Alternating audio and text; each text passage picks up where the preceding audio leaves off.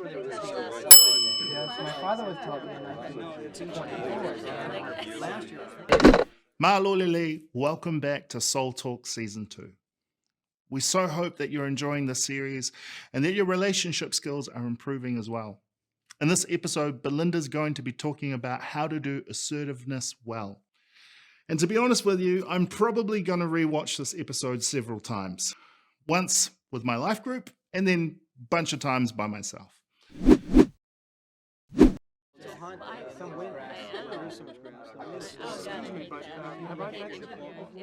relied on interviews rather than 15 of a year, whatever it is that I've never worked. Because I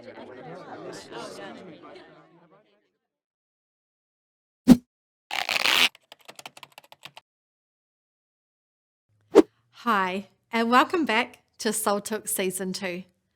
This session covers yet another essential relationship skill, assertiveness. I'm passionate about this topic because over the years I've counselled literally hundreds of people whose lives have become messy due to their lack of assertiveness skills. These people find themselves saying yes when they mean no. They sweep issues under the rug instead of bringing them out in the open and dealing with them. They hide their frustrations, hurts, disappointments from others, and often end up developing passive-aggressive behaviours, like trying to show others how upset they are instead of simply telling them. If they do talk about their hurts, it tends to be behind the back of the person they're actually upset with. For all of these reasons, and many more, people who lack assertiveness spend far more time stuck and frustrated than they need to. Now, on the other extreme, I've also worked with people whose over-the-top assertiveness has got them into trouble too. That's usually because they've damaged relationships by voicing their opinions, frustrations, and anger in an overbearing or aggressive way. Such people generally don't care if others get upset by their opinions, as long as they get to express themselves. I think it's sad but true that very few people have learned how to do assertiveness well, to find that all-important balance between being truthful on one hand and kind on the other. But the Bible teaches that part of growing up into maturity is doing just that, learning to speak the truth to one another in love. And in both Luke 17 and Matthew 18, Jesus urges his followers to address issues, not ignore them. He says, if your brother offends you, then go to them and tell them their fault. Those who fail to do this, who refuse to be assertive when they need to be, create all sorts of problems for themselves.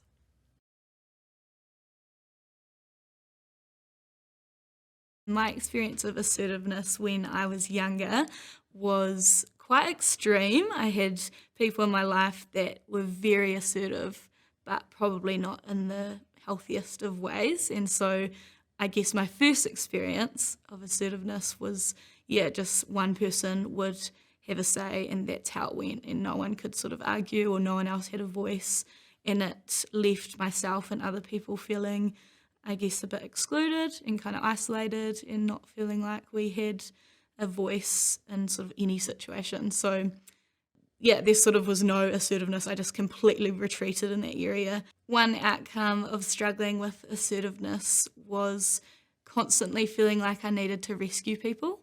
And I can think of one person in particular that it almost grew into a codependency situation where I felt like I was constantly having to make them feel better, but it meant that I was left feeling quite neglected and I didn't think about myself and it didn't feel like anyone else was thinking about myself.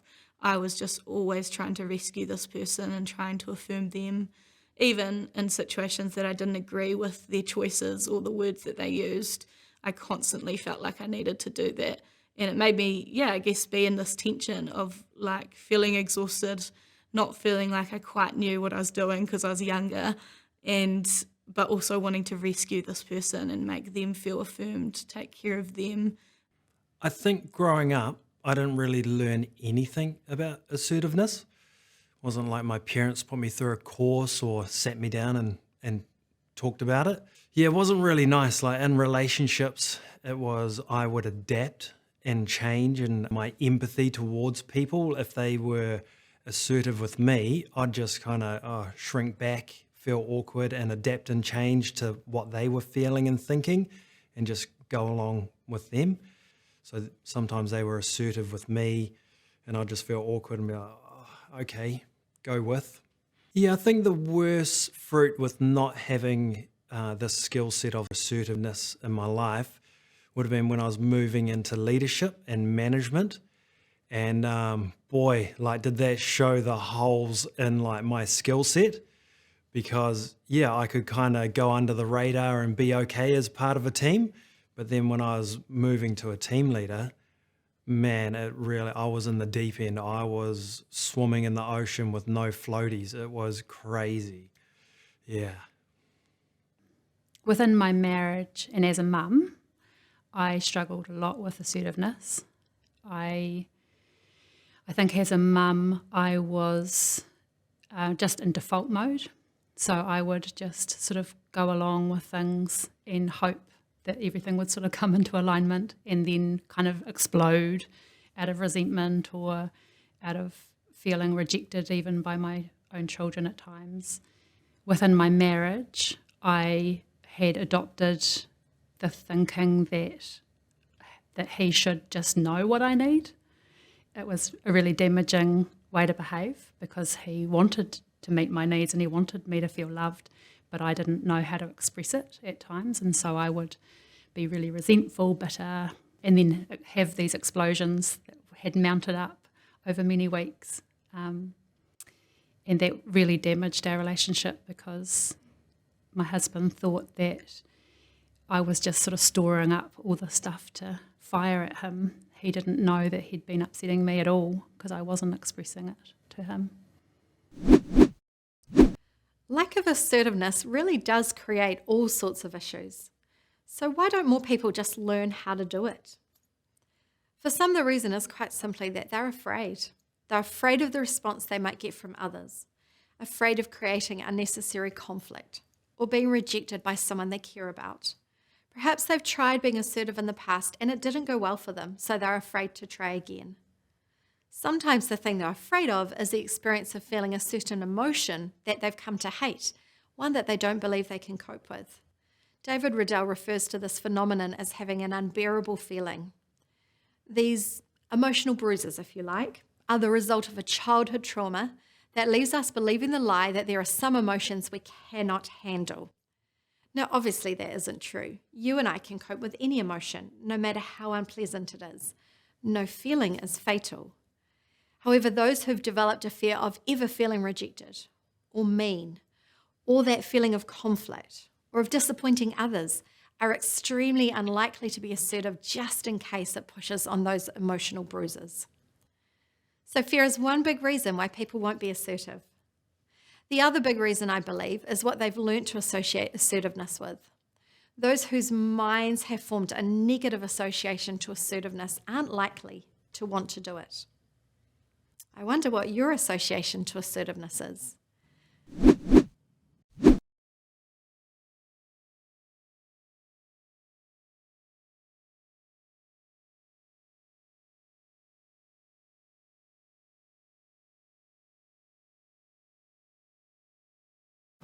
Personally, I find the most useful and accurate association for assertiveness is simply this. Assertiveness is honesty. An assertive person is simply an honest person, honest about how they feel and honest about what they need. This, by the way, is a big reason we've been encouraging you to use those Soul Talk cards. By using them properly, you don't just get to strengthen the relationships in your group, you also get to improve your assertiveness skills. Assertiveness is a positive thing, but those whose minds have confused assertiveness with something negative are always going to struggle with it. If you've linked assertiveness to manipulation, or control, or rudeness, or bossiness, or arrogance, or something like that, then I really want to encourage you to begin viewing it as simply being honest. Because as we all know, you can't have deep friendships or close relationships without honesty. Personally, I always choose my close friends for their willingness to be assertive or honest with me. It means I always know where I stand with them. I don't spend my time having to guess if they need something from me or if I've offended them. I can just trust they'll be brave and bring things up with me if they need to.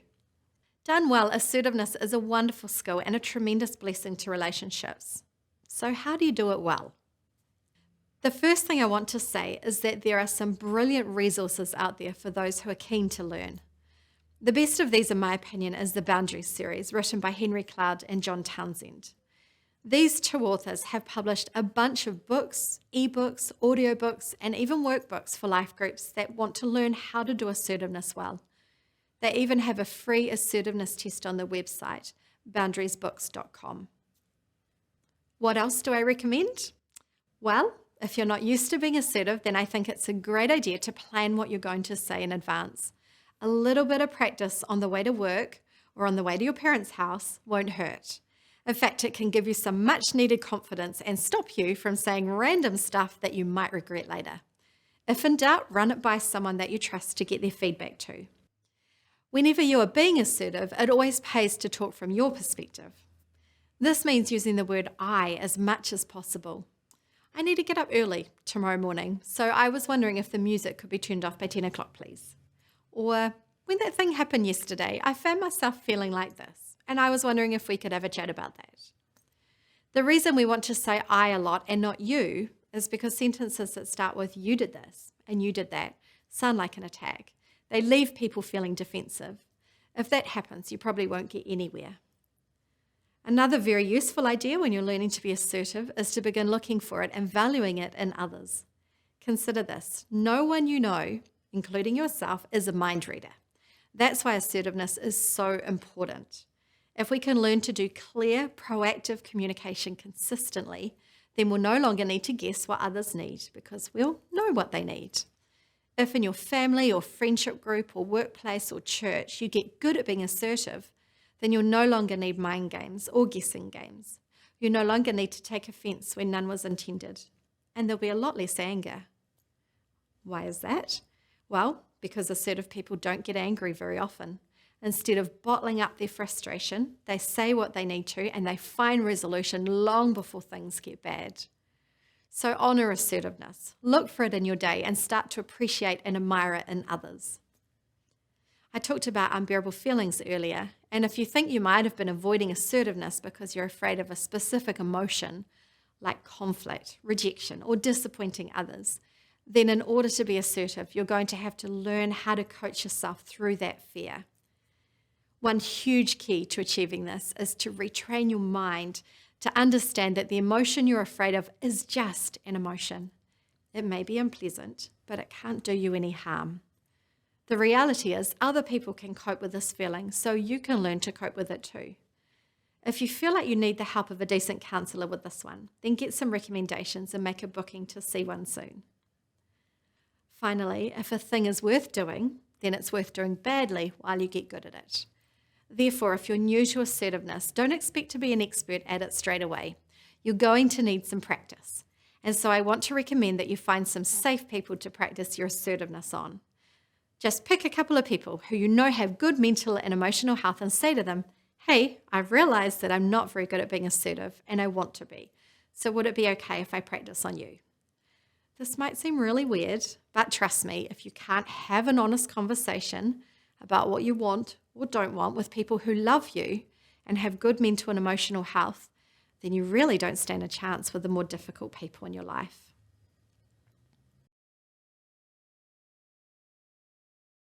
I realised actually if I don't put these boundaries in place, nothing's going to change here.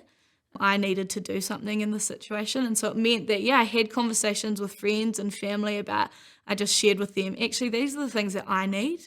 This is what I need. And so if you're able to do that for me, I'd love to continue to give you what you need and care for you. But I'm just feeling really tired and I feel like no one's kind of looking at me and I'm needing to put boundaries in place here.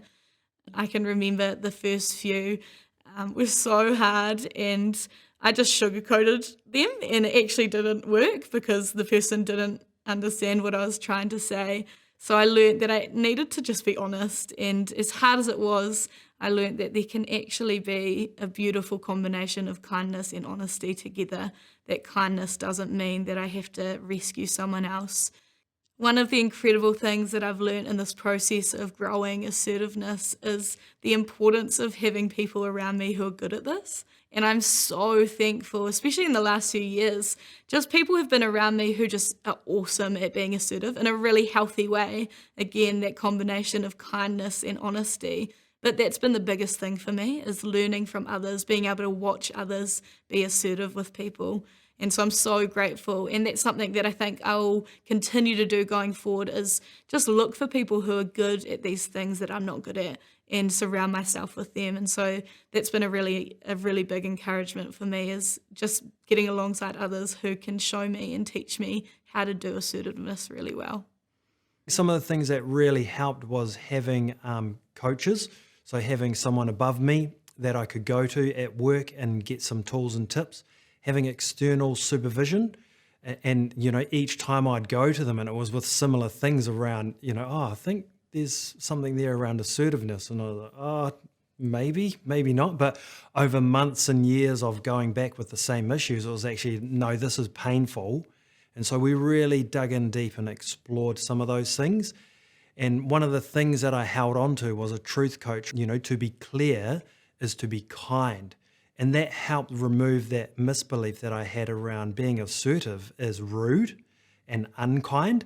So it actually helped lead my empathy to be clear and kind with people, but to do it in a mana-enhancing way, or a way that is, we both go away from the interaction feeling okay and still have a relationship.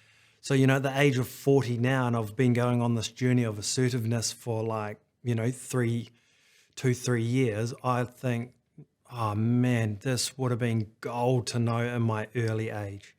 So I think the earlier you can learn about assertiveness, the more life-giving and changing it will be, and beneficial to you and to others in your life. I realised I needed to change in relation to my parenting. So I started reading books, I started talking to other parents, and just trying to, wherever I could, be really clear with my communication with my kids and my expectations. And I guess that's when I realised that I was a real rescuer within my parenting, and I had to do some stuff about that. So I found a lot of help from some really good books. Probably the best resources that I looked at were the Parenting Place stuff from Ian and Mary Grant, and also Boundaries was amazing for just helping give me some tools for how to be kindly assertive with my kids. I used to see assertiveness as being a rude thing and a dominating thing, and now I associate assertiveness more with a real loving kindness. Whenever you look at a person and think the best of them and know that God loves you and that you're his child, you can walk forward knowing that your opinion and your perspective on things is a valid thing, and it just equips you and empowers you and frees you to be yourself. I really hope this session has inspired you to want to get good at being assertive, or as I like to call it, honest. Here's one final thought from me. Ultimately, we train others how to treat us by what we let them get away with. Some of the people in your life who keep crossing your boundaries are doing it because they don't know where your boundaries are, because you've never told them. In other words, if we don't communicate our expectations, then we should expect them to go unmet. Assertiveness is not rudeness, it's not unkind or unchristian. In fact, Jesus had no problem being assertive, and neither should we. Having said all that, I do want to acknowledge that it's one thing to learn to be assertive with the people in our lives with relatively stable mental and emotional health. But I think you and I both know some people on whom normal assertiveness skills just aren't going to work. That's why in our next session together, I'll be talking about how to deal with difficult people. Don't miss it. See you then.